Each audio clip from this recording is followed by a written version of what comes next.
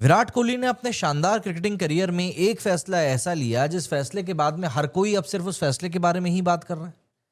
Test cricket को छोड़ दिया, वनडे क्रिकेट में बंदा अभी भी खेल रहा है और जिस अंदाज में खेल रहा है उसको देखकर ऐसा लगता है कि इसको तो टेस्ट छोड़ना ही नहीं चाहिए था।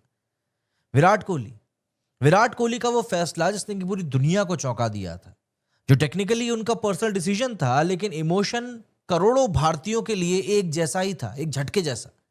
एंड इस बार क्रिटिसिज्म किसी रैंडम ट्रोल से नहीं आया है, बल्कि former Indian cricketer Sanjay Manjrekar से निकल कर आया है। मांजरेकर ने सीधी बात कही है। वैसे भी मांजरेकर विराट कोहली के कोई बहुत बड़े फैन नहीं रहे, वो तो मजबूरी में तारीफ करनी पड़ती है बंदे को। बंदे ने कहा है कि भाई विराट कोहली ने टेस्ट क्रिकेट को फिक्स करने के बजाय छोड़ दिया। एंड ऑनेस्टली ये लाइन कहीं ना कहीं चुभती है, क्योंकि कहीं ना कहीं सवाल जेन्युइन भी लगता है। विराट कोहली जो एक टाइम पर टेस्ट क्रिकेट का सबसे एग्रेसिव एम्बेसडर माना जाता था, जो ये बोलता था कि test cricket is the ultimate challenge, जो वाइट्स पहनकर अलग ही जानवर बन जाया करता था, वही विराट कोहली 37 साल की एज में 10,000 रन कंप्लीट करने के ठीक पहले बिना एक फाइनल रिडेम्पशन आर्क के क्वाइटली टेस्ट क्रिकेट से वॉक अवे कर जाता है। एंड हाँ, बंदा ओडीआईज अभी भी खेल रहा है और क्या धूम मचा रहा है, हम सब देख रहे हैं। मांजरेकर को यहीं पर प्रॉब्लम होती है। उनका कहना है कि अगर विराट पूरा का पूरा क्रिकेट छोड़ देते तो शायद दर्द कम होता, लेकिन टेस्ट क्रिकेट को छोड़कर ओडीआईज खेलना उनके लिए डिसअपॉइंटमेंट है। उनके शब्दों में कहूं तो उन्होंने कहा कि ओडीआई टॉप ऑर्डर बैट्समैन के लिए सबसे इजी फॉर्मेट होता है। ये लाइन सुनने में काफी हद तक हार्श लग सकती है, लेकिन इंटेंट समझना यहां जरूरी है।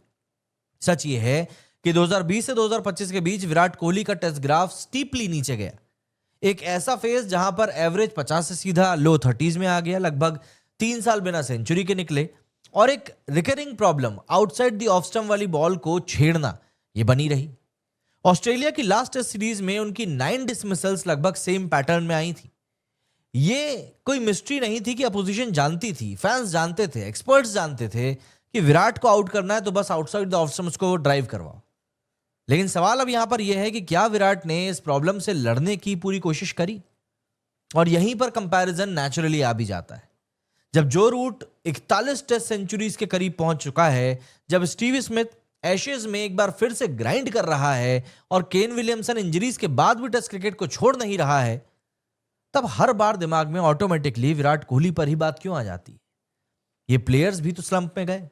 स्मिथ तो बैन भी हुआ, रूट एवरेज ड्रॉप भी कर गया, विलियमसन इंजर्ड बहुत खतरनाक हो गया, लेकिन उसके बावजूद भी उनमें से किसी ने यह नहीं कहा कि बस हो गया। उन्होंने टेक्निक को ट्वीक किया, डोमेस्टिक क्रिकेट खेला, काउंटी क्रिकेट खेला, शील्ड क्रिकेट खेला, शेफील्ड शील्ड जो ऑस्ट्रेलिया में होता है, सब कुछ खेला।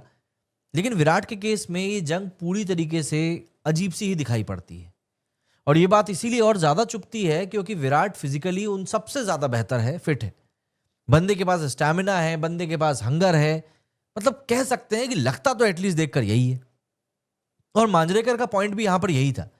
विराट चाहते तो एक सीरीज बाहर बैठकर रणजी या फिर काउंटी खेल सकते थे, एक फाइनल कमबैक के लिए ट्राई कर सकते थे, एंड हो सकता है कि फेल हो जाते, हो सकता है कि ड्रॉप हो जाते, लेकिन फाइट दिखानी चाहिए थी, बताना चाहिए था कि भाई क्यों मैं इतना जुझारू हूं।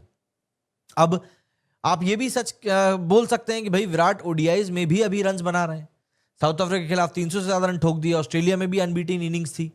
लेकिन लेगेसी सिर्फ नंबर से नहीं बनती ना।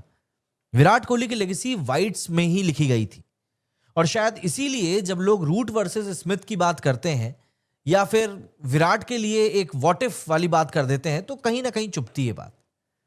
एंड ऑफ द डे ये विराट का डिसीजन था, उस पर किसी और का हक नहीं है। लेकिन फैंस का दर्द भी बहुत जेन्युइन है, और मांजरेकर का डिसअपॉइंटमेंट भी उतना ही जेन्युइन है, क्योंकि टेस्ट क्रिकेट सिर्फ एक फॉर्मेट नहीं है, बल्कि वो एक कैरेक्टर का टेस्ट होता है। एंड विराट कोहली उस टेस्ट का सबसे बड़ा ब्रांड एम्बेसडर था, जिसने कि उसको बीच में ही छोड़ दिया। इसीलिए उनके बिना पूरी लड़ाई का जाना थोड़ा सा अधूरा सा लगता है। आपका क्या सोचना है इसके ऊपर? क्या विराट ने सही वक्त पर टेस्ट को छोड़ दिया, या उन्हें एक फाइनल कमबैक ट्राई करना चाहिए था? कमेंट करके जरूर बताइएगा।